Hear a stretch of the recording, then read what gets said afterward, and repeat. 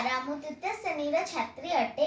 आज मु विशेष कार्यक्रम समय सदुपयोग विषय कहवाई जाऊँगी। समय सदुपयोग समय बड़ बलवान। समय सदुपयोग करने उचित। समय क्या अपेक्षा करे नहीं। जो मैंने समय सदुपयोग करते जीवन में सफलता पाई। समय थे चलीगले आउ फेरे नहीं, से ठीक समय ठीक काम करने उचित। समय शिशु काल अध्ययन करने उचित समय, किंतु वृद्ध काल अध्ययन करने कष्ट साध्य होता है। समय को नष्ट न करी समय को आखि आगे रखी कार्य करने उचित। समय बहुत मूल्यवान। जीवन विकास समय सदुपयोग ही होता है।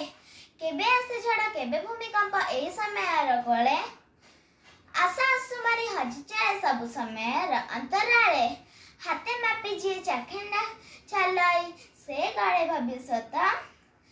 समय कले सदुपयोग स्वप्न भी हुए सत।